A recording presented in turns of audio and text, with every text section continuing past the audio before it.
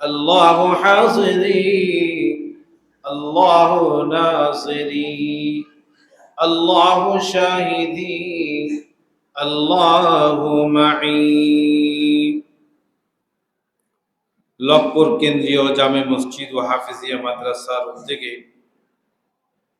তাফসীরুল কোরআন মাহফিলের মহতি জলসার সম্মানিত সদরে মুহতারাম কাবিল এহতরাম হযরত উলামায়ে কেরাম ও আমার প্রাণ প্রিয় ভাইয়েরা, পর্দার আড়ালে মা ও বোনেরা, আল্লাহ সুবহানাহু ওয়া তাআলার দরবারে অগণিত অসংখ্য শুকর, লাখ কোটি শুকর যে রব্বে করিম অতি মেহেরবানি করে, দয়া করে, মায়া করে আমাদের মতো গুনাহগারদেরকে, আমাদের মতো দুর্বল এবং আমাদের মতো কমজোরদেরকে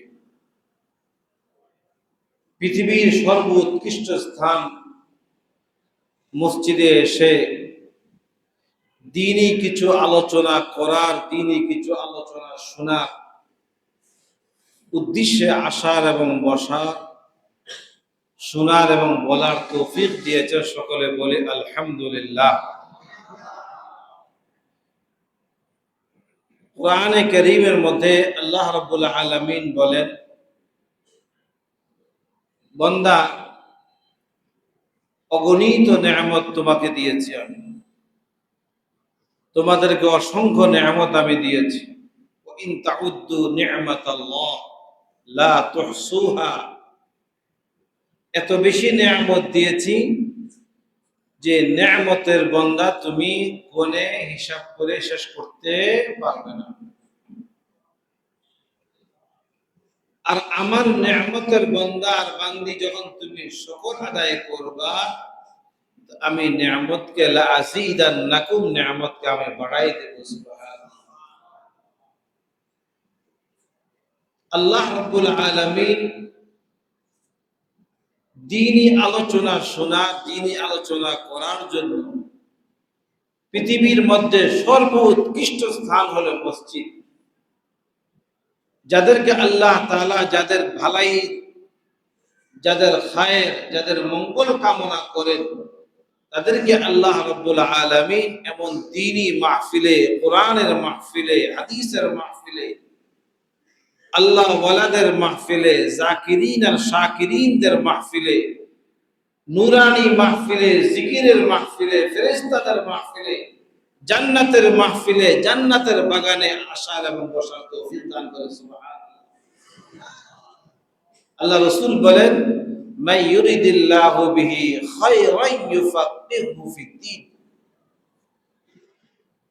আল্লাহ তাআলা যার মঙ্গল চান, যার খায়ের চান, যার ভালাই চান, তাকে আল্লাহ রাব্বুল আলামিন দ্বীনের বুঝ দান করেন। এখানে আসলে এই মাহফিলে আমি ধারণাও করি না যে আমি আসতে পারবো। সকাল ৯টা পর্যন্ত না আসারই সম্ভাবনা ছিল, শরীরটা তো ভালো ছিল না, কিন্তু আপনাদের মোহাব্বত, আপনাদের ইখলাস, আপনাদের লিল্লাহিয়াত, আপনাদের ভালোবাসা যে আমাকে দোয়া করেছেন, আল্লাহ রাব্বুল আলামিন আমার মতো গুনাহগারকে আসার তৌফিক দিয়ে আপনাদের সামনে হাজির করে দিয়েছেন। আলহামদুলিল্লাহ। আলোচনা যাই আল্লাহ তাআলা জেহানে দিবে, দিমাগে ঢালবে, এমন কিছু কথা যেন বলতে পারে যে কথার দ্বারা বলনেওয়ালা, শুননেওয়ালা, যারা আমরা বলি এবং যারা আমরা শুনবো, বলনেওয়ালা এবং শুননেওয়ালা এবং সারা পৃথিবীর সকল মানুষকে যেন আল্লাহ তাআলা আমল করতে পারে তৌফিক দান করে। সকলে বলে আমিন। যে কথাটা বলতেছিলাম যে এখানে বেশিরভাগ লোক হলো সন্দ্বীপের লোক। সন্দ্বীপের ভাষার সাথে নোয়াখালীর ভাষার অনেকটা মিল। 1960-এর আগে সন্দ্বীপ নোয়াখালীর সাথে ছিল, এখন যদিও চিটাগাংয়ের সাথে। তো সন্দ্বীপের ভাষা একটা কথা বলে, বিনা লাভে তুলার বোঝা নেয় না, আর লাভ হলে লোহার বোঝা নেই। এটা সব জায়গায় কমবেশ বলে। লাভ ছাড়া মানুষ কোনো কাজেই করে না। আল্লাহ তাআলা যার খায়ের আর মঙ্গল চান তাকে আল্লাহ তাআলা দ্বীনের বুঝ দান করেন। এই খায়ের এবং এই মঙ্গল, এই ভালাই, এই প্রতিদান তখনই বুঝা আসবে,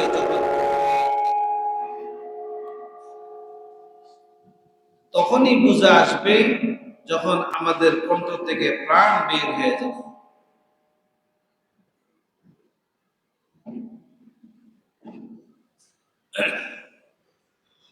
যাই হোক, মুহতারাম হাজিরিন, দয়া করে আল্লাহ তাআলা আমাদের মতো লোকদেরকে আসার তৌফিক দিয়েছেন।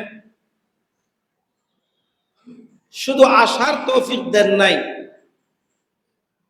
দ্বীনি আলোচনা করার এবং শোনার তৌফিক দিয়েছেন।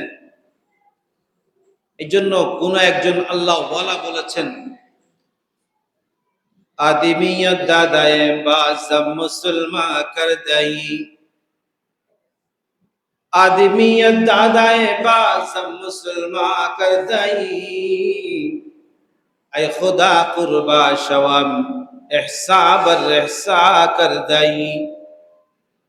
आदमियत दादाए बासम मुसलमान कर दई, ऐ खुदा कुर्बा शवम एहसा बर एहसा कर दई। ও আল্লাহ, মেহেরবানি করে তুমি মানুষ বানাইছো, হাইওয়ান জানোয়ার বানাও নাই। তুমি চাইলে আমাদেরকে শ্রীকাল কুকুর বানাইতে পারতা, গরু ছাগল বানাইতে পারতা, বিভিন্ন রকম মাখলুকাত তুমি আমাদেরকে বানাইতে পারতা। তুমি আমাদেরকে দয়া করে মায়া করে তুমি আমাদেরকে মানুষ বানাইছো। শুধু মানুষ বানাই শেষ করো নাই, তুমি আমাদেরকে মেহেরবানি করে মুসলমান বানাইছো। মুসলমান শুধু তুমি বানাও নাই, তোমার প্রিয় বান্দা, তোমার মাহবুব বান্দার উম্মত আমাদেরকে তুমি বানাইছো। আখিরি নবী মুহাম্মদুর রাসূলুল্লাহ সাল্লাল্লাহু আলাইহি ওয়াসাল্লামের উম্মত তুমি বানাইছো। কি নিয়ামতে তোমার শুকর আদায় করব। আদমিয়ত দাদায়ে বাসব মুসলমান কর দাই, আয় খুদা কুরবা শওম एहसा बर एहसा कर दई, आय खुदा कुर्बा शवम एहसा बर एहसा कर दई।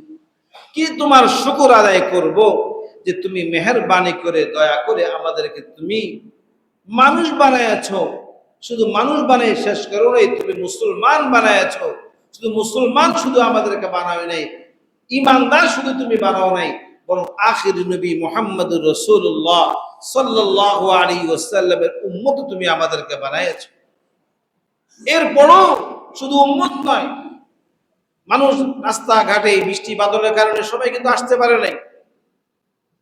গত এখন থেকে ৮-৯ মাস আগে আপনাদের এখানে আমি আসছিলাম আরেকবার। একেবারে জুমার দিন ছিল, নিচতলা দোতলা একেবারে কাছাকাছ, বিন্দু পরিমাণ জায়গা ছিল না। আজকে মৌসুমের কারণে হোক, যে কোনো কারণে হোক, ইচ্ছা থাকা সত্ত্বেও অনেকে আমরা আসতে পারিনি। যাই হোক, আল্লাহ তাআলা যাদেরকে তৌফিক দিয়েছেন, আল্লাহ তাআলা যাদের উপরে মেহেরবানি করেছেন, যাদের উপরে আল্লাহ তাআলা দয়া করেছেন, তারাই আমরা এই নূরানি মসজিদের পরিবেশে আসার তৌফিক দিয়েছেন। যে কথাগুলি আমরা বলবো, যে কথাগুলি আমরা শুনবো, যে কথাগুলি আমরা বলেছি, যে কথাগুলি আমরা শুনেছি, আল্লাহ রাব্বুল আলামিন বলা এবং শোনার থেকে যেন বেশি আমল করতে পারি, এই তৌফিক আল্লাহ তাআলা আমাদেরকে দান করুন। মুহতারাম হাজিরিন, আল্লাহ রাব্বুল আলামিন দয়া করে মায়া করে বান্দাকে বানায়াছেন। মানুষকে আল্লাহ তাআলা আশরাফুল মাখলুকাত বানায়াছেন, সৃষ্টির সেরা করে বানায়াছেন। কেন বানায়াছেন? উদ্দেশ্য হলো আল্লাহ তাআলার ইবাদত এবং আল্লাহ তাআলার বندگی করা। এটাও আল্লাহ তাআলা কোরআনে কারীমের মধ্যে বলেছেন, ওমা খালাকতুল জিন্না ওয়াল ইনসা ইল্লা লিয়াবুদুন। আমি জিন এবং ইনসানকে একমাত্র আমার ইবাদতের জন্য আমি সৃষ্টি করেছি। আমার গোলামের জন্য আমি সৃষ্টি করেছি, আমার দাসত্বের জন্য আমি সৃষ্টি করেছি, আমার হুকুম মানার জন্য আমি বানাইছি, অন্য কোনো উদ্দেশ্য আমি বানাই নাই। আমার হুকুম মানবে, আমার গোলামি করবে, আমার দাসত্ব করবে, আমার আহকামাতগুলি পুঙ্খানু মানবে। তো আমি আল্লাহ রাব্বুল আলামিন, যিনি আমি খালিক আর মালিক আর রাজিক, আমি যে স্রষ্টা, আমি যে কুদরতওয়ালা আসমান এবং জমিনের মালিক, পাহাড় আর পর্বতের মালিক, সবকিছুর মালিক আল্লাহ, যে আমি আল্লাহ, তাকে আমি ইহকাল এবং পরকাল কামিয়াবি দান করব। সুবহানাল্লাহ। আল্লাহ তাআলার হুকুমের মধ্যে বিশাল এক হুকুম হলো, আল্লাহ রাব্বুল আলামিন কোরআনে কারীমের মধ্যে বলেন, وَقَضَى رَبُّكَ أَلَّا تَعْبُدُوا إِلَّا إِيَّاهُ وَقَضَى رَبُّكَ أَلَّا تَعْبُدُوا إِلَّا إِيَّاهُ। বান্দা, একমাত্র তুমি আমার ইবাদত করবে। ইবাদত কার করব? কার করব? আল্লাহ। উপাসনা কার করব? গোলামি কার করব? এই সিজদা মাথাকে কার সামনে ঝুঁকাবো? কোন দেবের সামনে না, কোন দেবীর সামনে না, কোন দুর্গার সামনে না, কোন দরগাতে না। কার সামনে? এক আল্লাহর সামনে। সবকিছুর মালিক কে? সমস্ত ক্ষমতার মালিক কে? যারা আজকে এই কথাটা অনেকে বলে যে ক্ষমতার মালিক জনগণ, এটা কি ইমানদারের কথা না কুফরি কথা? বলেন, কুফরি কথা। ইমানদারের কথা বলতে পারে না। ওয়াহদাহু লা শারীকা লা, এক আল্লাহ তাআলা ছাড়া আর কেউ ইবাদত করা যাবে না। সবকিছুর মালিক হলেন আল্লাহ। আল্লাহ তাআলা নিজেই বলেন, আমার ইবাদতের পরে, আমার হকের পরে আল্লাহ তাআলা বলেন যে হক দুই ধরনের। আল্লাহ রাসূলের মাধ্যমে আল্লাহ তাআলা বলেছেন, একটাকে বলা হয় হুকুকুল ইবাদ, আর একটাকে বলা হয় হুকুকুল্লাহ। একটা হলো আল্লাহ তাআলার হক, বান্দা এবং আল্লাহ তাআলার মধ্যে রয়েছে। আরেকটা হলো এক বান্দা আর এক বান্দার মধ্যে হক রয়েছে। যেমন স্বামী এবং স্ত্রীর মধ্যে হক, এক ভাই আরেক ভাইয়ের মধ্যে হক, এক ভাই আরেক বোনের মধ্যে হক, এক প্রতিবেশী আরেক প্রতিবেশীর মধ্যে হক, এক বন্ধু আরেক বন্ধুর মধ্যে হক, এক মুসলমান আরেক মুসলমানদের মধ্যে হক, এক দেশি একই দেশে জায়গা থাকে, একজন আরেকজনের উপরে হক। বিশাল বড় এটার তাফসীর। এর মধ্যে সবচেয়ে গুরুত্বপূর্ণ যে হকটা রয়েছে, এই হকটা হলো একজন সন্তান হিসাবে, একজন ছেলে এবং মেয়ে হিসাবে, ছেলে হোক অথবা মেয়ে হোক, বাবার পক্ষ থেকে, অর্থাৎ সন্তানের প্রতি, সন্তানের উপরে কিছু হক রয়েছে মা বাবার উপর। মা বাপ সন্তান হিসাবে যে মা বাবার যে হক রয়েছে, এখানে দুই ধরনের হক। সন্তানের প্রতিও মা বাবার হক, আবার মা বাবার প্রতিও সন্তানের হক। হক শুধু সন্তান আদায় করবে, ছেলে শুধু হক আদায় করবে, মেয়ে যদি হক আদায় করবে, তা আব্বা আর আম্মা হক আদায় করবে না? পিতা মাতা হক আদায় করবে না? উভয়জনের হক রয়েছে। কিন্তু আজকে সংক্ষিপ্তভাবে আমি দুইটা হকের উপর আলোচনা করব। একটা হলো সন্তানের হক মা বাবার উপরে, এবং মা বাবার হক সন্তানের উপরে কি আছে, সংক্ষিপ্ত দুইটা আলোচনা করব। কেন এটা? আল্লাহ রাব্বুল আলামিন নিজে তার ইবাদতের সঙ্গে, আল্লাহ তাআলার আবদিয়াতের সঙ্গে আল্লাহ তাআলা এখানে মিলাই দিয়েছেন। কেন মিলাইয়েছেন? এই জন্য আল্লাহ তাআলা মিলাইয়েছেন যে একজন সন্তান, একজন মানুষ দুনিয়াতে আসার পিছনে মা বাবার বহুত বড় ইহসানাত রয়েছে, রয়েছে, পিতা মাতার অনেক দয়া রয়েছে, অনেক ইহসানাত, অনেক মেহনত, অনেক মুশাক্কাত, অনেক কোরবানি, অনেক স্যাক্রিফাইস মা বাবার সন্তানের উপরে রয়েছে। বিদায় আল্লাহ রাব্বুল আলামিন এখানে হককে একসাথে করেছে। কোরআনে কারীমের মধ্যে এক দুই জায়গায় না, 13 থেকে 14 জায়গায় আল্লাহ তাআলা মা বাবার হক সম্বন্ধে বলেছে। সন্তানের প্রতি, মা বাবার প্রতি সন্তানের পক্ষ থেকে মা বাবার অধিকার সম্বন্ধে আল্লাহ রাব্বুল আলামিন এক দুই জায়গায় বলেন নাই, অনেক জায়গায় আল্লাহ তাআলা বলেছেন। আল্লাহ রাসূল সাল্লাল্লাহু আলাইহি ওয়াসাল্লাম বলেন, যেই সন্তানের প্রতি পিতা মাতা খুশি থাকবেন, যে ছেলে মেয়ের উপরে আব্বা আর আম্মা রাজি থাকবেন, আল্লাহ এবং আল্লাহর রাসূলও তার উপরে রাজি থাকেন। মা বাপ যদি মুশরিকাও যদি হয়, মা বাপ যদি মুশরিক যদি হয়, মা বাপ যদি ঈমান হারা হয়, মা বাপ যদি যে কোনো ধর্মের হয় না কেন, কিন্তু মা বাবার সঙ্গে কখনো কোনো ধরনের খারাপ আচরণ করা যাবে না। মা বাপ যেমনই হোক না কেন, মা বাপ আমার থেকে কম বুঝে, আমি বড় আলেম, আমি বড় মুফতি, মুহাদ্দিস, মুফাসসির, পিতা মাতা বুঝে না, অশিক্ষিত মানুষ, জাহেল মানুষ, পড়াশোনা করে নাই, না, আমি আমার মা বাবার মাধ্যমেই দুনিয়া দেখেছি। আল্লাহ রাসূল সাল্লাল্লাহু আলাইহি ওয়াসাল্লাম বলেন, রিযাল রাব্বি রিযাল ওয়ালিদাইন ওয়া সাখাত রাব্বি সাখাতুল ওয়ালিদাইন। যেই সন্তানের প্রতি, যেই সন্তানের প্রতি মা বাপ রাজি থাকবেন, আল্লাহ এবং আল্লাহর রাসূলও তার উপর রাজি থাকবেন। আর যে সন্তানের প্রতি মা বাপ নারাজ থাকবেন, আল্লাহ এবং আল্লাহর রাসূলও তার উপর নারাজ থাকবেন।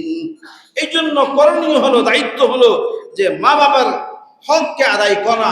আল্লাহ রাব্বুল আলামিন কেন বলেছেন, আজকে তুমি যা কিছু পেয়েছো এই মা বাবার মাধ্যমে তুমি পেয়েছো। রাসূলুল্লাহ সাল্লাল্লাহু আলাইহি ওয়াসাল্লামের কাছে আয়েশা এক সাহাবী এসে বলেন, ইয়া রাসূলুল্লাহ,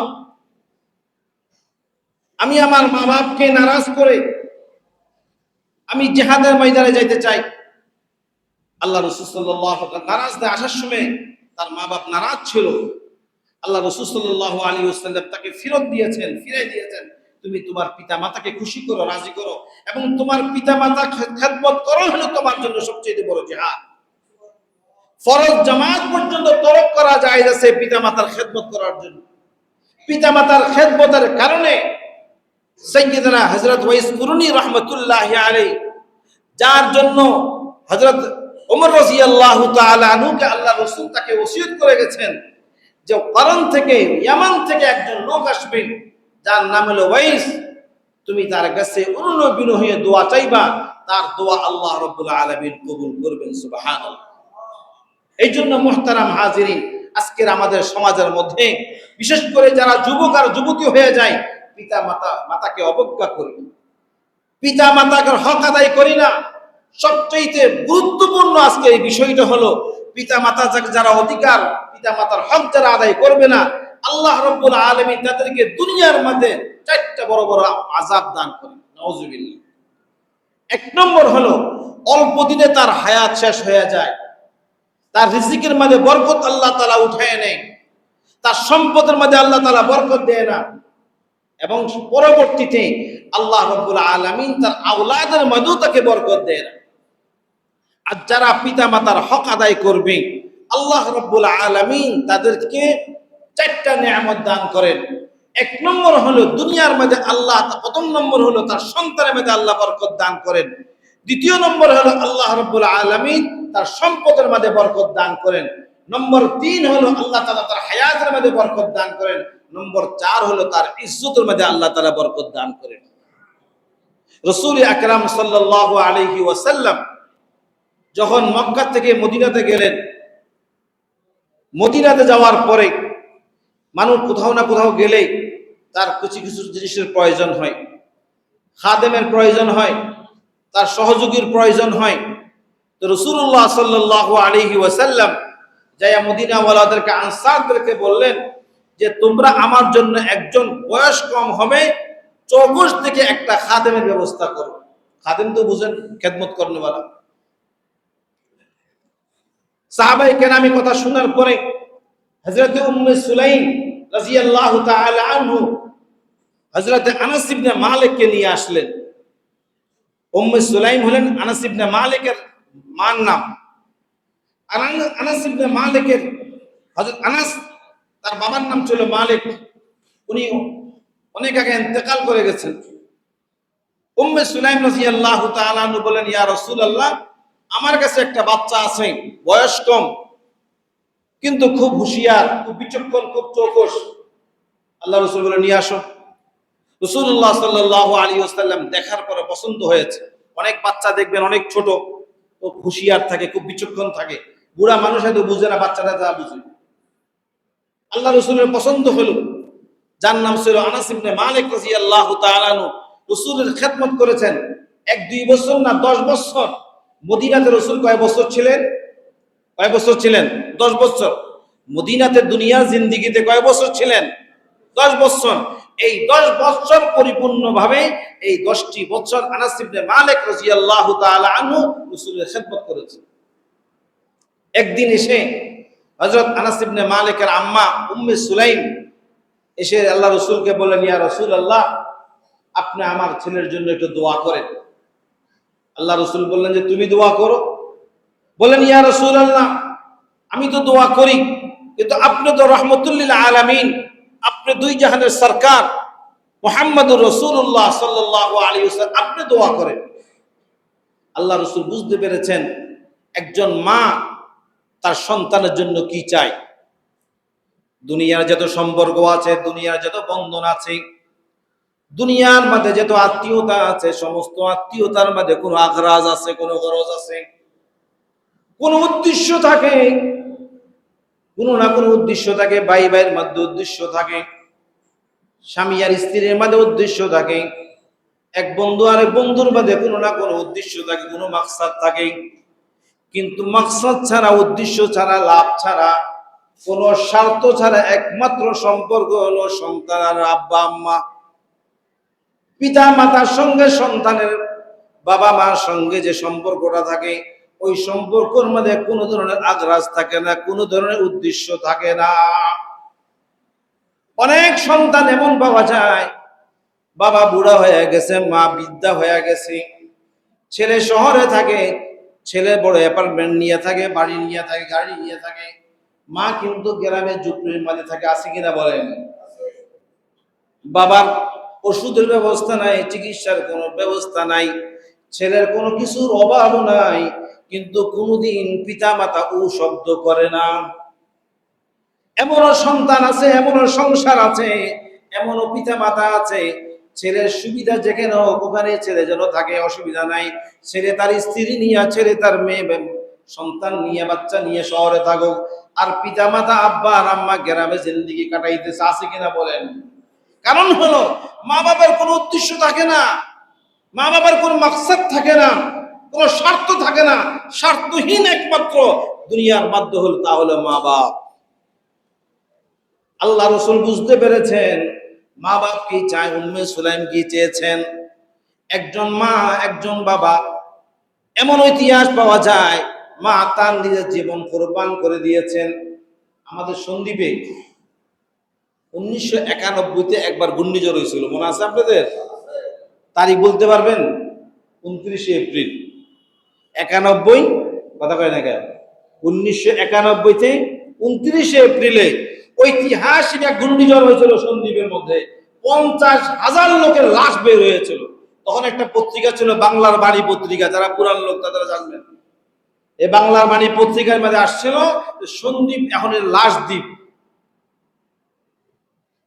তখন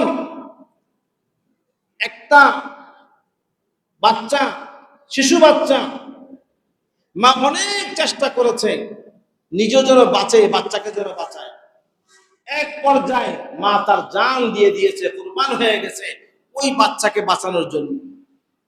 ওই মেয়েটা বড় হওয়ার পরে আমার বড় দুলাভাই, অনেকে আপনার নাম শুনছেন, মুফতি ওমর ফারুক সন্দ্বীপী, ওনার বাসায় কাজ করত, বা ওনারা লেখাপড়া করাইছেন।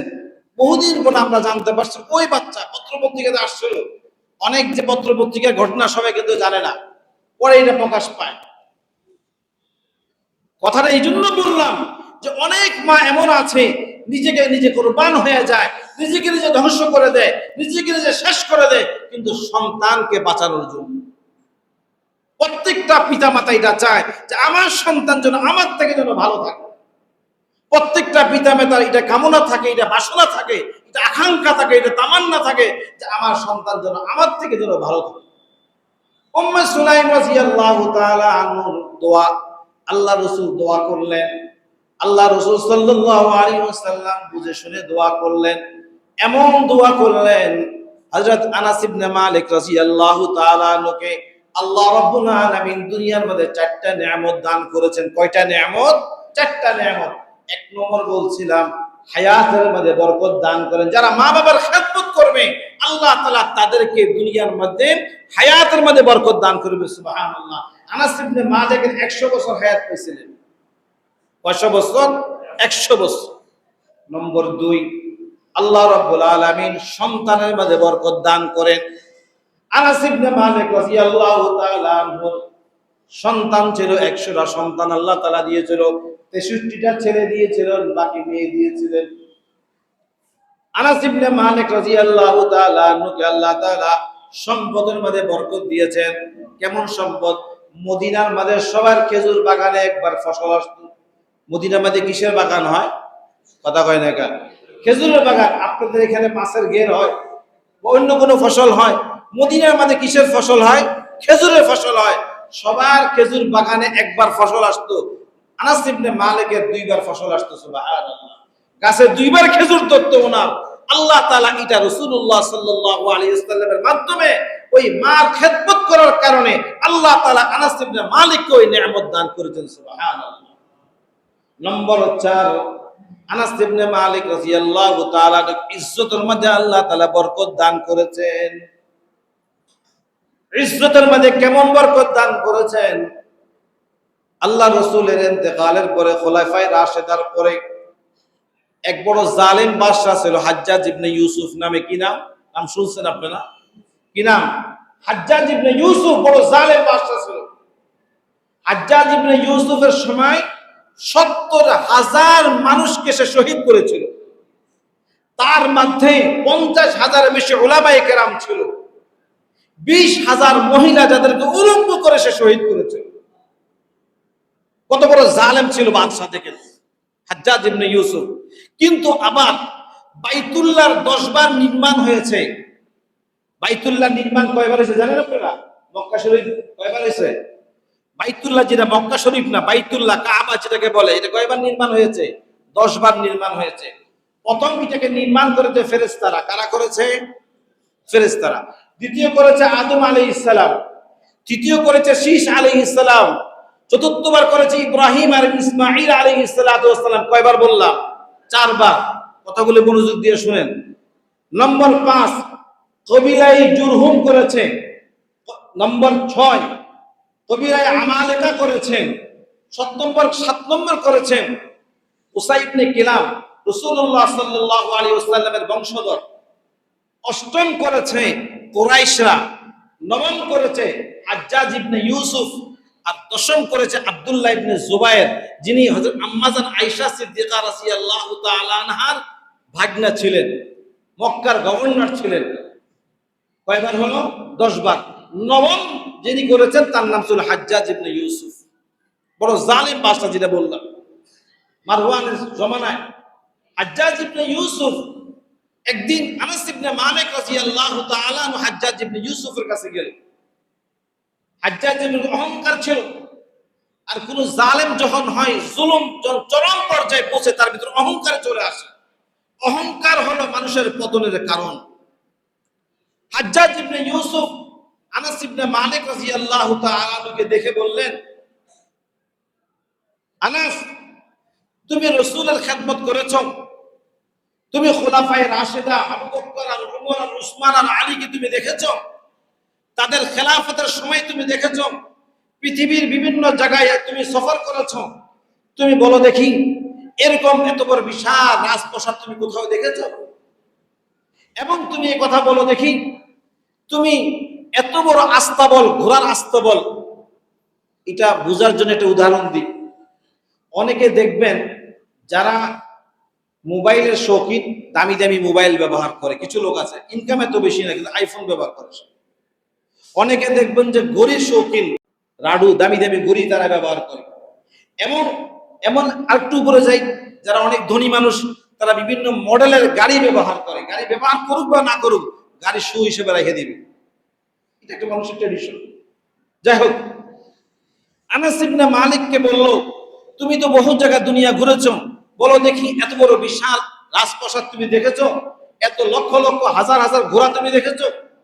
তার ঘোড়ার আস্তাবল যে ছিল, যেখানে সে ঘোড়া রাখতো, ওই তৎকালীন 2500 ঘোড়া তার আস্তাবল ছিল, ঘোড়া রাখার যেখানে জায়গা ছিল। হযরত আনাস ইবনে মালিক রাদিয়াল্লাহু তাআলা বুঝতে পেরেছে এই হাজ্জাজ ইবনে ইউসুফ বড় অহংকার, বড় জালিম। হাজ্জাজ ইবনে ইউসুফকে সম্বোধন করে বললেন, কে? আনাস ইবনে মালিক, যিনি রাসূলের খেদমত করেছে 10 বছর।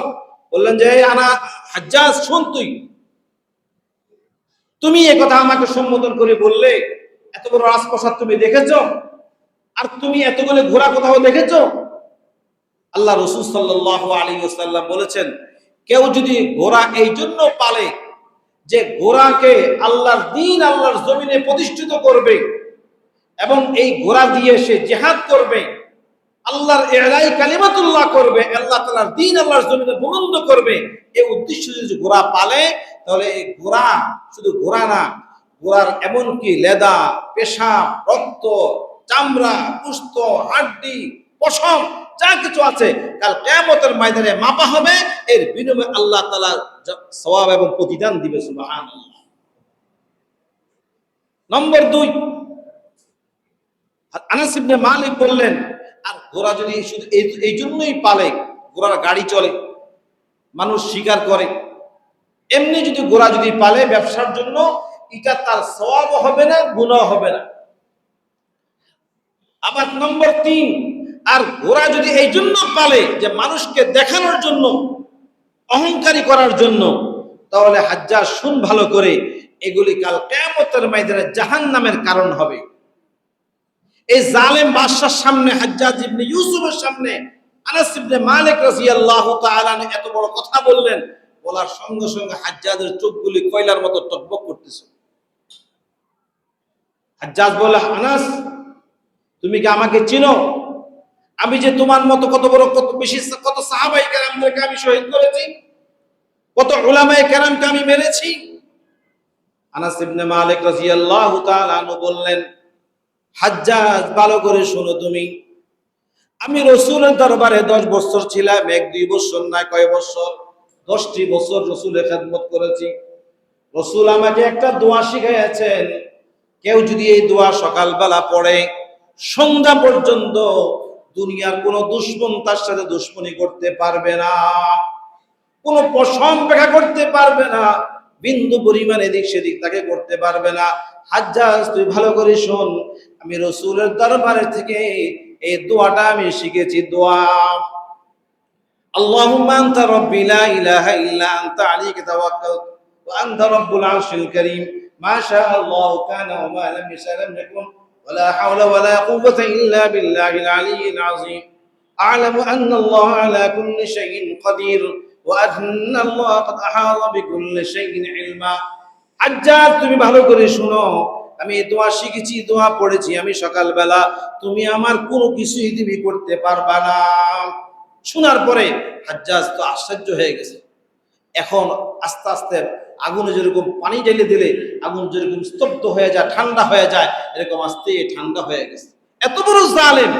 আল্লাহ যে কথাটা বলতেছিলাম, মা বাবার খেদমত করার কারণে, মার খেদমত করার কারণে আল্লাহ রাব্বুল আলামিন দুনিয়াতে 4টা নিয়ামত দান করেন।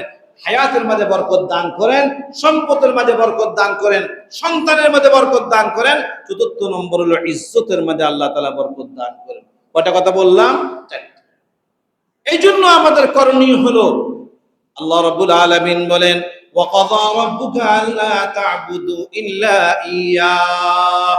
আল্লাহ তাআলা বলে, বান্দা, আমার ইবাদতের পরে, আমার গোলামের পরে, আমার আবদিয়তের পরে, আমার হুকুম মানার পরে, ওয়াবিল ওয়ালিদাইনি ইহসানা, তুমি তোমার মা বাবার সঙ্গে সদ্য ব্যবহার করবা, ভালো আচরণ করবা। তোমার মা বাবা এমন কোন আচরণ তুমি করবা না যেন তোমার মা জবান দিয়া, তোমার বাবার জবান দিয়ে কোন শব্দটা বের হয়।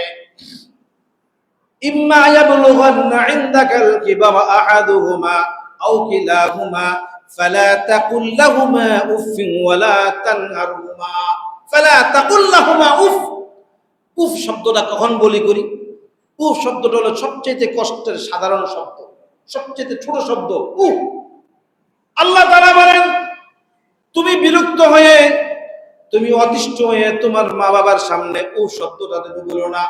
মানুষ যখন নাকি বুড়া হয়ে যায় একটা কথাকে 3 বার জিজ্ঞাসা করে, 5 বার জিজ্ঞাসা করে কিনা বলে? মানুষ বুড়া, আমার দেশে বলে বুড়া আর বুড়া এক হয়ে যায়। ফালা তাকুল লাহুমা উফিন ওয়ালা তানহারহুমা।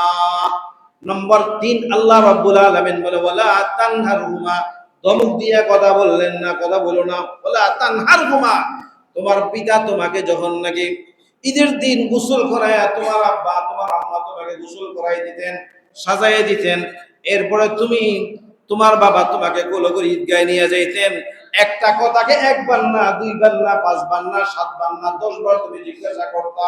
কখনো কোনোদিন তোমার পিতা এই কথা বলে নাই, বাবা কেন জিজ্ঞাসা করতেছো বারবার? ও শব্দ তোমার ওয়ালা তানহারহুমা, ধমক দিয়া কথা বলো না, ঝমক দিয়া কথা বলো না। ধমক দিয়া কথা বলা বেশি বুঝেন এই কথা না।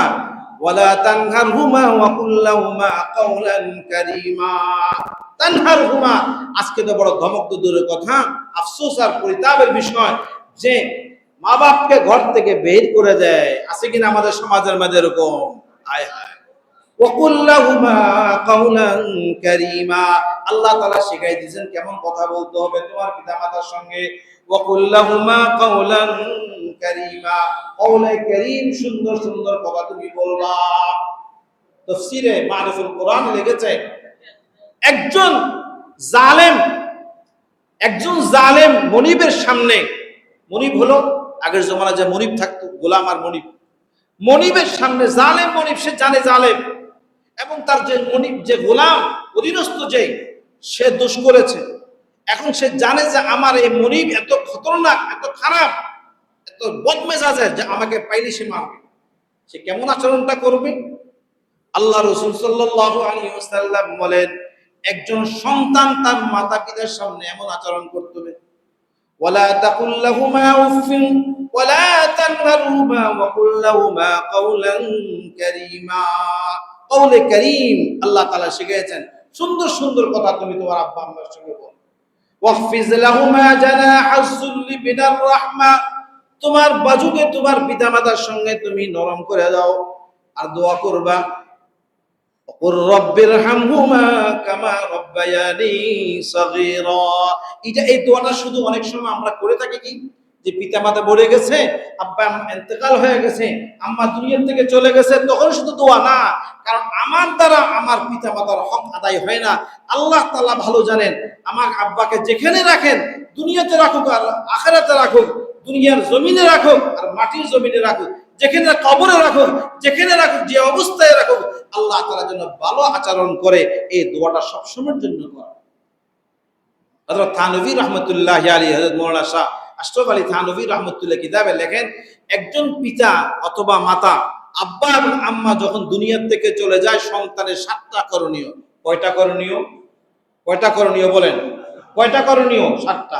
1 নম্বর, 3টা করণীয় হলো সঙ্গে সঙ্গে করা, 3টা হক হলো সঙ্গে সঙ্গে করা। 1 নম্বর হলো কাফন দাফনের ব্যবস্থা করা। নম্বর 2 হলো পুরো যদি ওসিয়ত থাকে, নেক ওসিয়ত থাকে, ওসিয়তগুলি পুরা করা। নম্বর 3 হলো ঋণ থাকলে ঋণ পরিশোধ করা। কয়টা কথা বললাম? কয়টা বললাম? 1 নম্বর কাফন দাফনের ব্যবস্থা করা, 2 নম্বর নেক কোনো ওসিয়ত থাকলে ওসিয়ত পুরা করা, নম্বর 3 থাকলে কি বলেন? কথা কয় না, কে ভুলে গেছেন মনে হয়? ঋণ পরিশোধ করা। এটা আমরা করি কিনা বলেন? এই ঋণ পরিশোধের মধ্যে দেখা যায় আজকে আমাদের সমাজের মধ্যে, আমার বাবা চলে গেছেন, কারণ আমি ইমাম সাহেব, আমি খতিব সাহেব, আমি মেম্বার সাহেব, আমি চেয়ারম্যান সাহেব, মন্ত্রী সাহেব, যে কোনো শিল্পপতি সাহেব যখন মারা যায়, তখন কি এই কথা বলে যে শিল্পপতি সাহেব আসতেছে, ইমাম সাহেব হুজুর আসতেছে, পীর সাহেব হুজুর আসতেছে, অমুক সাহেব হুজুর আসতেছে? কি বলবে? লাশ আসতেছে। কি বলে? লাশ, লাশ সাই। এখন কোন আর জিনিস না। আজকে হলো শনিবার, গতকাল কি বার গেছে? এর আগের দিন গেছে বৃহস্পতিবার। বৃহস্পতিবারে মাগরিবের পরে আমি যে উত্তরা যে মসজিদে 11 নম্বর সেক্টরে, যেখানে আলহামদুলিল্লাহ খেদমতে আছি, মাগরিবের পরে একটা জানাজা পড়াইলাম মসজিদের সবচেয়ে নিকটতম। একজন সচিব ছিলেন, তার স্ত্রী মারা গেছে। 2টা ছেলে, একটা ছেলে কানাডাতে, একটা ছেলে ঢাকাতে, এবং ইউনাইটেড বড় ডাক্তার, হার্ট স্পেশালিস্ট। মারা গেল আসরের আগে, মাগরিবের পরে জানাজা হয়ে গেছে গোসল টোসল দিয়ে। এখন লাশটা জামালপুর তার বাড়ি, লাশ নিয়ে যাবে সকালবেলা। তো লাশটা কোথায় রাখছে?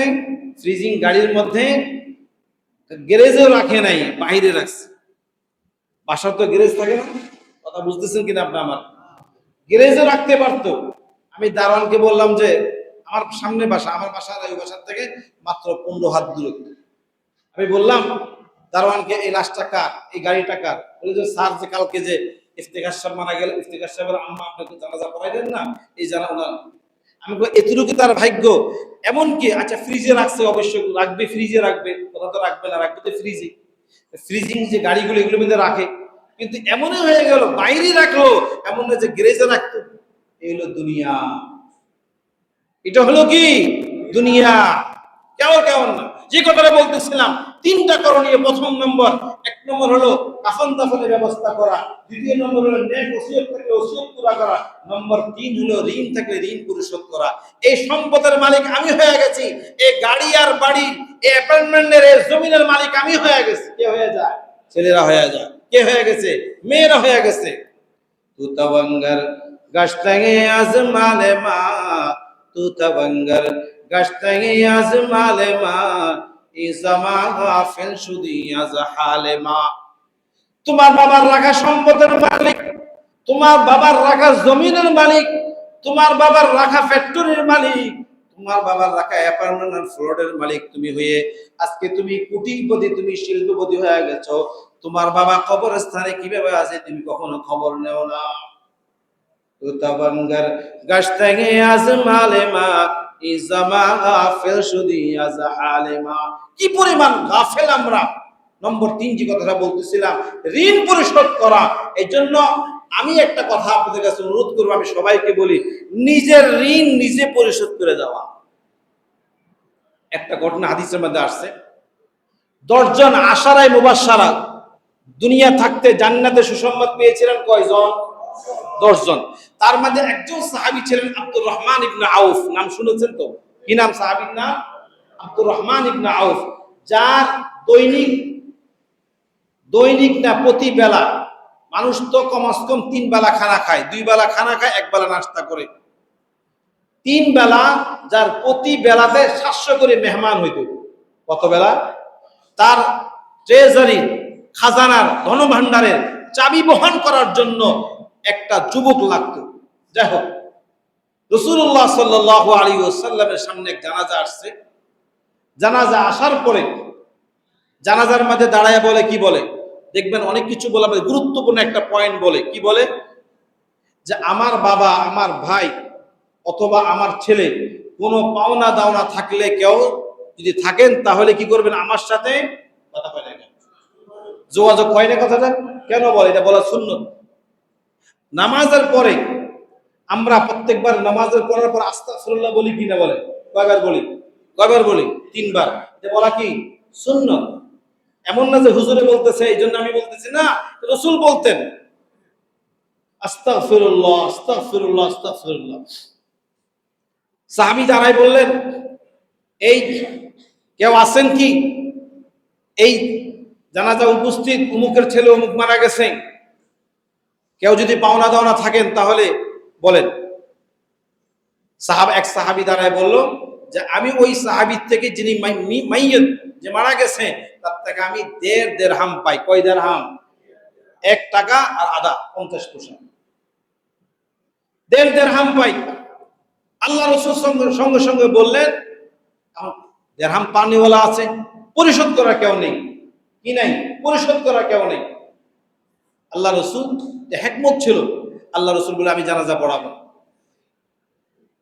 রাসূল বলে আমি জানাজা পড়াবো না। সঙ্গে সঙ্গে ওখানে আব্দুর রহমান ইবনে আউফ রাদিয়াল্লাহু তাআলা আনহু ছিলেন, বললেন ইয়া রাসূলুল্লাহ, জানাজা আসবে আর আপনি জানাজা পড়াবেন না, আপনার ছাড়া জানাজা এখানে চলে যাবে, তার কবর এইভাবে চলে যাবে, এটা হতে পারে না। আমি তার কফিল হয়ে গেলাম, আমি তার দায়িত্ব নিয়ে নিলাম, আমি তার জানাজা পুরা করে দেবো। সুবহানাল্লাহ। আমি তার ঋণ পরিশোধ করে দেবো। 3টা কথা বলতেছিলাম। নম্বর 3, যে প্রথম 3টা কাজ, একটা হলো কাফন দাফনের ব্যবস্থা করা, দ্বিতীয় নম্বর হলো তার নেক ওসিয়ত পুরা করা, নম্বর 3 হলো ঋণ পরিশোধ করা। আজকে আমরা ছেলেরা পাওয়ার পরে আমি মালিক হয়ে গেছি, মেয়ে বলে আমি মালিক হয়ে গেছি, জামাই বলে আমি মালিক হয়ে গেছি, দেখা যাবে ঋণ কখন না কখন দিই, দেখা যাবে এটা ওই মুর্দা কবরে কষ্ট করে ঋণ দেয় না। আছে কিনা এরকম সমাজের মধ্যে? আর বাকি থাকলো কয়টা? 7টার ভিতরে 4টা। কয়টা বাকি? 4টা। 1 নম্বর 4টা শুনেন, 4টার মধ্যে একটা হলো দোয়ায়ে মাগফিরাত করা। কি করা? দোয়ায়ে মাগফিরাত। কি বলবেন? দোয়ায়ে প্রত্যেকটা সময় প্রত্যেকটা ওয়াক্তে মা বাবার জন্য দোয়া করবেন, রব্বিরহামহুমা কামা রব্বায়ানি সগীরা, রব্বিরহামহুমা কামা রব্বায়ানি সগীরা। 1 নম্বর কাজ। দ্বিতীয় নম্বর কাজ হলো ইসালে সওয়াব করা। কি কাজ করা? ইসালে সওয়াব। ইসাল মানে পৌঁছানো, সওয়াব মানে নেকি। আপনি আব্বা আম্মার জন্য নেকি আপনি পাঠানোর চেষ্টা করবেন, ইসালে সওয়াব করবেন। দুইটা হলো। নম্বর 3 হলো যে আপনি আব্বা এবং আপনার আম্মার যে সকল বন্ধু বান্ধবরা ছিলেন, মার সাথে যারা চলতেন, খালা হোক ফুফি হোক, বাবার সাথে যারা চলতেন, চাচা হোক আর চাচা যেটা হোক, যারাই তাদের সাথে চলতেন তাদের সঙ্গে মাঝে মাঝে ভালো আচরণ করা, খোঁজ খবর নেওয়া। রাসূলুল্লাহ সাল্লাল্লাহু আলাইহি ওয়াসাল্লামের প্রথম যে স্ত্রী, কি নাম বলেন দেখি? আম্মা জান খাদিজাতুল কুবরা রাদিয়াল্লাহু তাআলা আনহা। উনার ইন্তেকাল দুনিয়াতে, আল্লাহ রাসূল মদিনাতে যাওয়ার আগে ইন্তেকাল হয়ে গেছে। রাসূল যখন মক্কাতে ছিলেন 13 বছর, নবুয়তের পরে মক্কাতে কয় বছর ছিলেন রাসূল? 13 বছর। এটা বেসিক কথা, সবাই জানি। এই নবুয়তের রাসূলের বয়স যখন 55 বছর বা এই কাছাকাছি বয়সে আম্মা হযরত খাদিজাতুল কুবরা রাদিয়াল্লাহু তাআলা ইন্তেকাল হয়ে যায়। এবং আল্লাহ রাসূলের যতগুলি পুত্র সন্তান এবং কন্যা সন্তান, পুত্র সন্তান কয়জন? 3 জন। আর কন্যা সন্তান কয়জন? বলেন না কেন? কয়জন? 4 জন। এই 4 জন কন্যা সন্তান কার ঘরে হয়েছে? কার পেটে?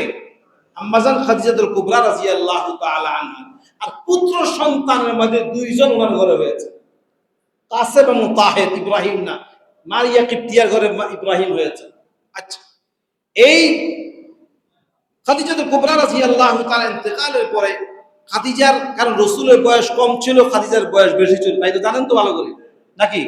কত বছর বয়সে বিবাহ হয়েছে বলেন? 40-25। রাসূলের বয়স কত ছিল? 25। খাদিজার বয়স কত ছিল? 40। এবং 2 ঘর থেকে বিধবা হয়ে আসছিলেন। মহিলাদের আগের এই সমস্ত চুলগুলি আগে পাকে, এগুলি উঠতে থাকে বাতাসে, এই চুলগুলি সাদা হয়ে গেছিল। কোনো কোনো রিওয়ায়াতে পাওয়া যায় 2টা দাঁতও পড়ে গেছিল। খাদিজাতুল কুবরা রাদিয়াল্লাহু তাআলার ইন্তেকালের পরে আল্লাহ রাসূল উনার বান্ধবীদের কাছে হাদিয়া পাঠাইতেন। কখনো মাখন পাঠাইতেন, খেজুর পাঠাইতেন, দুধ পাঠাইতেন, ক্রিম পাঠাইতেন। সৌদি আরবে যেটাই ছিল মদিনাতে, ওই সময় মক্কাতে। একজন আল্লাহ রাসূলের একজন স্ত্রী বললেন, ইয়া রাসূলুল্লাহ, খাদিজা দুনিয়াতে নেই, আপনি কেন এই হাদিয়াগুলি পাঠান? আল্লাহ রাসূল বলে, দেখো শোনো, আমি তো খাদিজাকে খুশি করতেছি, কারণ খাদিজার বান্ধবী যখন নাকি হাদিয়াগুলি পাবে, উপটকন যখন পাবে, তার দিল থেকে দোয়া আসবে, এটা তার খাদিজার বান্ধবী হওয়ার কারণে আমি হাদিয়াগুলি পাচ্ছি। এই জন্য আমাদের পিতা মাতা যাদের নেই দুনিয়াতে, পিতা মাতার বন্ধু বান্ধব যারা আছে, তাদেরকে দেখলে সালাম দিবেন, কথাবার্তা বলবেন, টেলিফোন করবেন, ঈদ বকরা আসলে হাদিয়া পাঠাবেন। পাঠাবেন তো ইনশাআল্লাহ। নম্বর 7 শুনুন ভালো করে। ঢাকা যারা থাকেন, খুলনা শহরে যারা থাকেন, দেশে বিদেশে যারা থাকেন, আব্বার আম্মার কবর যেখানে হোক মাঝে মধ্যে কবর জিয়ারত করবেন। কটা কথা বললাম? 7টা। ইন্তেকালের পরে সঙ্গে সঙ্গে 3টা, এরপরে 4টা কাজ। শেষ যে কথা বলে মাঝে মাঝে কবর জিয়ারত করবেন। কবর যখন জিয়ারতে আপনি যাবেন, আপনার আব্বা এবং আপনাকে চিনবে। আপনি যখনই যাবেন, এটা আমাকে হাটহাজারী মাদ্রাসার বাবা হুজুর ছিলেন মাওলানা মুমতাজুল করিম দামাত বারাকাতুহু, আমাকে উনি শিখিয়েছেন। বলে যে যখন নাকি তুমি তোমার আব্বা কবর সামনে যাইবা, প্রথম তুমি কিছু পড়বা না, শুধু সালাম দিবা, আসসালামু আলাইকুম ইয়া আহলাল কুবুর। যাওয়ার পরে সূরা ইখলাস, সূরা কাউসার, সূরা ফাতিহা, সূরা ইয়াসিন যতটুকু পারো যে পড়বা, পড়ে একটু দাঁড়াই থাকবা। দাঁড়ার সঙ্গে সঙ্গে কোন পাশে দাঁড়াইবা? কারণ কবরে যখন নাকি শোয়ানো হয়, মাথাটাকে কিবলামুখী করে দেওয়া হয়, নাকি কোন দিকে করে দেওয়া হয়? ওই মাথার পাশে তুমি দাঁড়াইবা। মাথা এবং পায়ে মাঝামাঝি, যখন তোমাকে চিনতে পারে, দেখতে পারে। মাইয়ত কিন্তু বুঝতে পারে। এই জন্য মাইয়ত ইন্তেকালের পরে, মাইয়ত মারা যাওয়ার পরে চিল্লা কান্না নিষেধ। এটা মাইয়ত কষ্ট পায়। কথা বুঝা আসছে? যাই হোক, এই কথাগুলি মাঝে মাঝে কবর জিয়ারত করবেন। এই আমলগুলো যদি করি, ইনশাআল্লাহ ইনশাআল্লাহ আল্লাহ রাব্বুল আলামিন আমার ঘরের মধ্যে বরকত দান করবে, আমার জিন্দেগির মধ্যে বরকত দান করবে, আমার সন্তানের মধ্যে বরকত দান করবে, আমার হায়াতের মধ্যে বরকত দান করবে। এইগুলি হলো মৌলিক জিনিস। আজকে এর সাথে সঙ্গে সঙ্গে আরেকটা কথা বলি, সন্তানের হক সন্তান অবশ্যই আদায় করবে, কিন্তু পিতা মাতারও তো কিছু হক আছে। কথা কয় না কেন? আমরা বাবা হিসেবে হক আছে কিনা বলেন? বাবার হক কি? সাইয়্যিদানা হযরত ওমর রাদিয়াল্লাহু তাআলা আনহু বলেন, বাবার হক হলো তিনটা। এক নম্বর বাবা, প্রথম নম্বর হলো বাবা একজন ভালো মায়ের ব্যবস্থা করবে। কিসের ব্যবস্থা করবে? ভালো মায়ের ব্যবস্থা করবে। নম্বর দুই হলো সন্তানের ভালো নাম রাখবে। নম্বর তিন হলো সন্তানকে কোরআন শিক্ষা দিবে। কটা কথা বললাম? তিনটা। এখন বলতে পারবেন, হুজুর আমি তো ভালো মায়ের ব্যবস্থা করতে পারি নাই, যাই নিয়ে আসছি, যাই পাইছি তাই নিয়ে আসছি। যারা হবে তারা করবে। এরপরে দুইটা কাজ, এক নম্বর কাজ হলো, দ্বিতীয় কাজ হলো ভালো নাম রাখা, সন্তানের নাম, ভালো নাম। নামের একটু আসর করে সন্তানের উপরে, নামের এটা কি আছে? আসর আছে। নম্বর তিন হলো বাচ্চাদেরকে কোরআন শিক্ষা দিবেন। আপনাদের এখানে মাশাআল্লাহ আজকের যে মাহফিল হয়েছে এই মসজিদ এবং মাদ্রাসার উদ্যোগে, শুনতে পেরেছি একটা মেয়েদেরও নাকি মাদ্রাসা এখানে আছে। কমাস আগের জমানায় আমরা যারা সন্ধিবাসীরা আছি, ছোটকালে দেখতাম ফজরের নামাজের পরে বাচ্চাদেরকে মক্তবে পাঠাই দেওয়া হইতো, মসজিদে বাড়িতে আসতো, আর মুরব্বীরা কোরআন শরীফ খুলে করে ঘরে ঘরে কোরআন শরীফ পড়তেন। এখন কি রেওয়াজ আছে বলেন? আরে মসজিদে তো আসি না আমরা, এই জন্য আমাদের সন্তানরা আজকে নাফরমান হচ্ছে। কোরআনের শিক্ষা শিক্ষিত করতেছি না, কোরআনের দীক্ষা দীক্ষিত করতেছি না। কোরআনের শিক্ষা হলো আসল শিক্ষা। কোরআন যদি আমরা শিখাই তাহলে আমার ছেলের ভিতরে মানবতা থাকবে, আমার ছেলে তাহজিব তামাদ্দুন হবে, আমার ছেলে ভদ্র হবে। আপনি দেখবেন না কোন হাফেজ আর আলেমের মা বাপকে বৃদ্ধাশ্রমে পাঠাইছে। কথা কয় না কেন? কথা মনে ভুল বলছিলাম? কথা কয় না কেন? কথাটা ভুল বলছি না ঠিক বলছি? কোন আলেম, কোন হাফেজ সত্যিকার যদি আলেম হয়ে থাকে, সত্যিকার যদি হাফেজ হয়ে থাকে, সত্যিকার যদি ওয়ারিস আম্বিয়া হয়ে থাকে, সত্যিকার যদি নবীর ওয়ারিস হয়ে থাকে, সত্যিকার যদি আল্লাহওয়ালা হয়ে থাকে, সে কখনো তার মা বাপকে বৃদ্ধাশ্রমে কথা কয় না কেন পাঠাবে না। মা বাবু করবে। কারণ হ্যাঁ, যদি কেউ যদি করে থাকে, সে আলেম নামে হাফেজ নামে কলঙ্ক। হাফেজ আলেম নামে কি? সে কলঙ্ক। সে হাফেজ হইতে পারে না। সে তার ভিতরে, আরে শয়তান তো বড় আলেম ছিল, সত্যিকার ইলম তার ভিতরে নাই।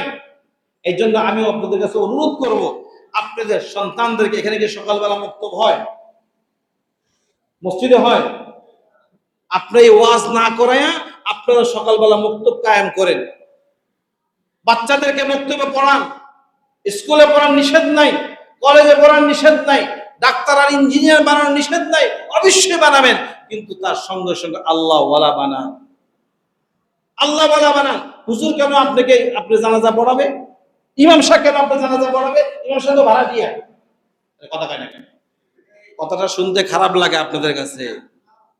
আমার আব্বা সন্দীপের হুজুর, সন্দীপের পিসাব হুজুর, যাকে বাংলাদেশে সন্দীপ হুজুর নামে, সন্দীপের পিসাব নামে, আপনারা আশ্চর্য হয়ে যাবেন, শুনলে খুশি হবেন, দোয়া করবেন, আনন্দিত হবেন, গর্বিত হবেন।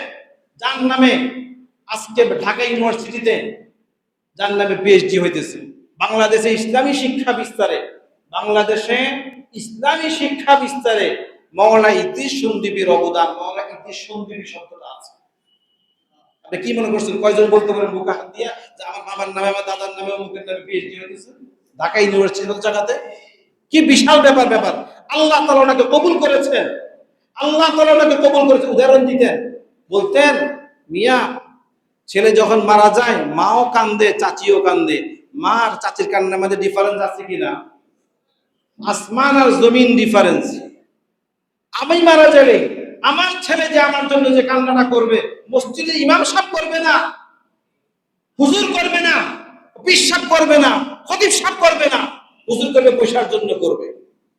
আমার ছেলে আমার বাবার জন্য, আমি আমার জন্য, আমার বাবার জন্য যে দোয়াটা করবো, এটা ইমাম সাহেব আর হুজুর করবে না।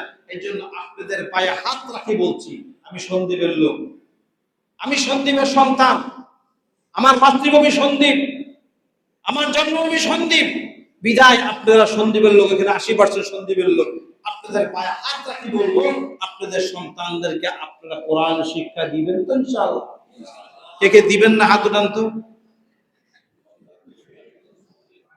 সন্দ্বীপের লোককে এত বলদ হয় না, এটা তো ময়মনসিংহের লোক না, এটা তো মুফিজ না, রংপুরের লোক না। আমি কি বলছি, কে কে হাত, কে কে শিখাবেন হাত উঠান। আলহামদুলিল্লাহ, আলহামদুলিল্লাহ, হাত নামান। আল্লাহ তাআলা সবাইকে কবুল করুক, আমাদের আলোচনাকে আল্লাহ তাআলা কবুল করুক। আমার আশাটা সার্থক হবে আপনাদের সন্তানকে যদি আপনারা কোরআন শেখান। আজকে আপনারা যে পরিমাণ পিতা মাতাকে স্মরণ করতেছেন, আপনাদের সন্তানটাকে আপনাদের স্মরণ করবে? বলেন দেখি, বুকে হাত দিয়ে বলেন দেখি। আপনারা যে পরিমাণ শ্রদ্ধা করেন, আপনারা যে পরিমাণ সম্মান করেন, আপনারা যে পরিমাণ ইহতিরাম করেন, আপনারা যে পরিমাণ মা বাপকে দোয়া করেন, আপনাদের সন্তানরা। আমরা তো আজকে, ঢাকা হলো বাংলাদেশের রাজধানী, আবার ঢাকার কিন্তু একটা রাজধানী আছে। প্রশ্ন আসবে, ঢাকার আবার রাজধানী কোনটা? ঢাকার রাজধানীর নাম হলো গুলশান, ঢাকার রাজধানীর নাম হলো বনানী, ঢাকার রাজধানীর নাম হলো বসুন্ধরা, ঢাকার রাজধানীর নাম হলো বালিদারা, ঢাকার রাজধানীর নাম হলো উত্তরা। কথাটা ঠিক বললাম না ভুল বললাম? কারণ হলো আপনাদের মোল্লাহাট না, এটা ফকিরহাট, ফকিরহাট না, এটা ফকিরের হাট। কথা বলে না, সব ফকির আপনারা, সব মিসকিন, সব ভিক্ষু। নাউজুবিল্লাহ, কথাটা এমনি বললাম। আপনি বলেন দেখি, ফকিরহাটের যিনি পার্লামেন্ট মেম্বার, সংসদ সদস্য, উনি কি আপনাদের ফকিরহাটে থাকে? এখন থেকে 1.5 বছর আগে কোথায় বলেন? কথা কয় না কেন? কে না কে ছিল তো ভালো করে তো জানেন আপনারা, আমি আপনার নাম বললাম না। 24-এর আগের কথা বলছি। উনি কি আপনাদের খুলনা থাকে? বাসা থাকতে পারে, তার আরেক ভাই খুলনাও ছিল, কিন্তু বাসা কি খুলনা? কোথায়? ঢাকাতে। আরে কোথায়? ঢাকাকে যাত্রাবাড়ি, পোস্তফালাতে, বর্ষা, বনানী, বসুন্ধরা, বালিদারা, অথবা উত্তরা, নাকি? আমার কথাগুলো আপনারা বুঝতেছেন না বুঝতেছেন না? আমি আপনাদের সাথে আপন হয়ে কথাগুলো বলতেছি, আমি এখানে ওয়াজ করতে আসিনি। এই ঢাকা রাজধানী, এই সমস্ত এলাকাতে আমরা থাকি দেখি তো, বাচ্চাদেরকে আছে ইংলিশ মিডিয়ামে পড়াচ্ছে, বাচ্চাদেরকে উচ্চ শিক্ষা করার জন্য অস্ট্রেলিয়া, কানাডা, আমেরিকা, লন্ডন, আপনার ইংল্যান্ডে পাঠাচ্ছে। ওই বাচ্চা আর ফিরে আসে না, ওই বাচ্চা আর ফিরে আসে না। কারণ হলো, সে যখন নাকি একটা জায়গায় উপস্থিত হয়ে যায়, ঢাকা রাজধানীতে থাকে, সে কি আপনাদের এখানে কি এই এলাকার নাম লক্ষ্মীপুর কি এসে থাকবে? কথা হয় না কেন? মনে করেন আপনাদের এলাকার লোক ঢাকা রাজধানীতে বাসা নিয়ে নিছে, তার মাসে ইনকাম আছে 5 লাখ টাকা, অথবা ধরে 2 লাখ টাকা ইনকাম আছে, সে কখনো কি লক্ষ্মীপুর এসে থাকবে? সে মজা পেয়ে গেছে, স্বাদ পেয়ে গেছে, টেস্ট পেয়ে গেছে, ওখানে আরাম মায়েশ, ওখানে লাক্সারিয়াস তার লাইফস্টাইল, আর কখনো সে আসবে না। এই ছেলেদেরকে যখন বাহিরে পাঠানো হয়, সে আর বাংলাদেশে গ্যাঞ্জামে আসতে চায় না। এই জন্য আপনার কাছে যতদিন আপনার সন্তান থাকবে, আপনি বাবা হিসাবে আপনার করণীয়, আপনার দায়িত্ব, নতুবা কাল কিয়ামতের ময়দানে আল্লাহ তাআলার আদালতে আপনার বিরুদ্ধে মামলা করবে। ইয়াউমা তুকাল্লাবু ওয়ুজুহুম ফিন-নার ইয়াকুলুনা ইয়া লাইতানা আতা'না আল্লাহ ওয়া আতা'না আর-রাসূলা وقالوا ربنا إنا أطعنا سادتنا وكبراءنا فأضلونا السبيل ربنا آتهم ضعفين من العذاب والعنهم لعنا كبيرا। জাহান্নামীদেরকে যখন নাকি হাত পাগুলো উপরে বেঁধে মাথাকে নিচু করে জাহান্নামে নিক্ষেপ করবে, ইয়াউমা তুকাল্লাবু ওয়ুজুহুম ফিন-নার ইয়াকুলুনা ইয়া লাইতানা আতা'না আল্লাহ ওয়া আতা'না আর-রাসূলা। তারা বলবে, আল্লাহ, তোমার ইত্তেবা করি নাই, তোমার হুকুম মানি নাই, তোমার আহকামগুলি মানি নাই, তোমার আবদিয়াত, তোমার গোলামি করি নাই, এই জন্য আজকে আমাদের এই অবস্থা। আতা'না আল্লাহ ওয়া আতা'না আর-রাসূলা, রাসূলের তরিকা মতো চলি নাই। وقالوا ربنا إنا أطعنا سادتنا وكبراءنا فأضلونا السبيل। অনুসরণ করেছিলাম নেতাকে, অনুসরণ করেছিলাম নেত্রী, অনুসরণ করেছিলাম পিতা মাতা, কিন্তু ওই পিতা মাতা, ওই নেতা নেত্রী, ওই মুরব্বীরা, ওই অভিভাবকরা তারা কখনো আমাদেরকে তোমার হুকুমের ব্যাপারে কোনো গুরুত্ব করে নাই, পুরো হুকুমের তোমার হুকুমের ব্যাপারে কিছু বলে নাই, তোমার হুকুমের ব্যাপারে আমাদেরকে কিছু বলে নাই। কখনো নামাজ পড়ি নাই জন্য বলে দেওয়া কেন তুমি নামাজ পড়লা? কিছু কিছু মুরব্বীরা, আমি 8 মাস আগে যখন মসজিদে আসছিলাম, আমাদের এখানে জুমার দিন জুমার নামাজ পড়াইছিলাম, কারেন্ট ছিল না, বিনা মাইকে নামাজ পড়াইছি, কষ্ট হয়েছে। দেখছিলাম বেশ লোকজনকে একটা চেয়ার ধরে, আশ্চর্য লাগছে। কিন্তু এই মুরব্বীরা কি নিজের ছেলেকে নামাজ পড়লো কি পড়লো না, আমার ছেলের বউ কি নামাজ কি পড়লো কি পড়লো না, এই চিন্তা কি আমাদের আছে? রব্বানা আতিহিম যুফাইন মিনাল আযাব ওয়ালআনহুম লা'নান কাবীরা। ডবল আযাব দেওয়া হবে, ডবল আযাব, ডবল আযাব দেওয়া হবে। তাফসীরে লেখে তাদেরকে সিঁড়ি বানায় জাহান্নামে নিক্ষেপ করা হবে। এইজন্য আমরা যারা অভিভাবক যারা আছি, পিতা মাতা যারা আছি, আমরা যারা বড়রা যারা আছি, আমাদের সন্তান যাদের আছে, মেহেরবানি করে আমাদের সন্তানদেরকে কোরআন শিক্ষা দিব তো ইনশাআল্লাহ, কোরআন শিখাবো তো ইনশাআল্লাহ। আপনাদের এখানে সুন্দর একটা মাদ্রাসা হয়েছে, আপনাদের কাছে এই কথাই বলি না যে লাখ লাখ টাকা আপনাদের কাছে আছে, আপনারা তো এক ধরনের যাযাবর কথা কয় না, আমরা আরেক রোহিঙ্গা। এটা আমি কইতে পারি, মরনা করতে পারবো না, মরনা করলে খারাপ হবে, গালি দিবে না। সন্দীপের বয়স 3500 বছর আগে বাংলাদেশের সর্বপ্রথম যে মুহাদ্দিস আসছিলেন, সর্বপ্রথম মুহাদ্দিস হযরত শাইখুল হিন্দ মাওলানা মাহমুদুল হাসান দেওবন্দি রাহমাতুল্লাহ তাকে পাঠিয়েছিলেন। হাটহাজারী মাদ্রাসার প্রথম মুহাদ্দিস, তার বাড়ি কোথায় ছিল? সন্দীপ ছিল। মাওলানা সাঈদ আহমদ। বাংলাদেশের লক্ষ লক্ষ উলামায়ে কেরামের, কোটি কোটি, লক্ষ বললে ভুল হবে, কোটি কোটি উলামায়ে কেরামের যিনি মুরব্বী ছিলেন, যাকে মুফতি আজম বলা হয়তো, মুফতি ফয়জুল্লাহ সাহেব রহমতুল্লাহি আলাইহি, উনি যার ছাত্র, উনার যিনি পীর ও মুর্শিদ ছিলেন হযরত মাওলানা সাঈদ আহমদ সন্দীপী, উনি সন্দীপের মানুষ ছিলেন। হাটহাজারী মাদ্রাসার প্রথম হাদিসের দরজ দিয়েছেন, 100 বছর আগে কথা বলতেছি, উনি সন্দীপের মানুষ ছিলেন। বাংলাদেশে এক দুইজন না, এরকম সন্দীপের অনেক বড় বড় উলামায়ে কেরাম আল্লাহ তাআলা তৈরি করে দিয়েছেন। ওই সন্দীপের লোক হলেন আপনার একটা সন্দীপ, একটা ছোট একটা থানা, দ্বীপ দ্বীপ একটা সন্দীপ। সন্দীপ তো কারেন্ট গেছে মাত্র 2019-এ, কথা কয় না কেন? কখন কারেন্ট গেছে? 19-এ, 15ই নভেম্বর। কয় বছর হয়েছে কারেন্ট গেছে? কিন্তু সন্দীপের লোক আমেরিকাতে, নিউ ইয়র্কে 1991-তে যখন ঘূর্ণিঝড় হয়েছিল 29শে এপ্রিলে, তখন একটা আর্টিকেল আসে ইনকিলাবের মধ্যে, সন্দীপে যে শুধু নিউ ইয়র্কের মধ্যে 18,000 ফ্যামিলি সমাধান থাকে। আল্লাহ তাআলা সন্দীপকে কবুল করেছেন, আলহামদুলিল্লাহ। আপনারা ওই এলাকার লোক, আমি আপনাদের কাছে আবার বলছি, হাত দিয়ে বলবি, আপনাদের সন্তানদেরকে কোরআন শিক্ষা দিবেন তো ইনশাআল্লাহ, কোরআন পড়াবেন তো ইনশাআল্লাহ। যারা সন্তানরা বড় হয়ে গেছে, পারতেছেন না, পারেন নাই, ভুল হয়ে গেছে, আল্লাহর কাছে মাফ চাবেন। এবং এই যারা কোরআন পড়নেওয়ালা আছে, তাদের সহযোগিতা, তাদের ইহতিরাম, তাদেরকে মহব্বত, তাদেরকে ভালোবাসবেন তো ইনশাআল্লাহ। আমি চাই আপনাদের এই মসজিদের ইমাম এবং খতিব আপনাদের এই এলাকার জন্য হতে হয়, সে গোপালগঞ্জে আসা দরকার নাই, কথা কয় না কেন? আপনাদের ইমাম, আপনাদের এই মসজিদ, আপনাদের মাথার ঘাম পায়ে ফেলে, আপনাদের পরিশ্রমের ইটার বালিয়ার টাইলস আর ফ্যান আর এসি আর টেসি যাই করেন, আপনাদের সন্তান এখানে ইমাম হবে, আপনাদের সন্তান এখানে খতিব হবে, আপনাদের সন্তান এই মাদ্রাসার উস্তাদ হবে। রাজি আছেন ইনশাআল্লাহ? আমি আপনাদের জন্য দোয়া করব। আর কোন ধরনের সহযোগিতা যদি আপনারা বলেন, তাও করতে আমি রাজি ইনশাআল্লাহ। আল্লাহ তাআলার শুকর, আল্লাহ তাআলার মেহেরবানি। এই দেশের হুজুররা মেম্বারের চেয়ারম্যান হওয়ার যোগ্যতা নাই, কিন্তু এই দেশের ক্ষমতা আনা আর ক্ষমতার থেকে সরানোর যোগ্যতা আছে। এই জন্য আমি আপনাদের কাছে দোয়া করি, দোয়াও চাই। আপনারা আমার সন্দীপ, আমি আবার বলছি, মাতৃভূমির দেশ, জন্মভূমির দেশ সন্দীপের। আমাকে অনেকে বলে যে হুজুর আপনি সন্দীপ লেখেন কে? আপনাদের মাদ্রাসার ছাত্ররা মাদানি লেখে।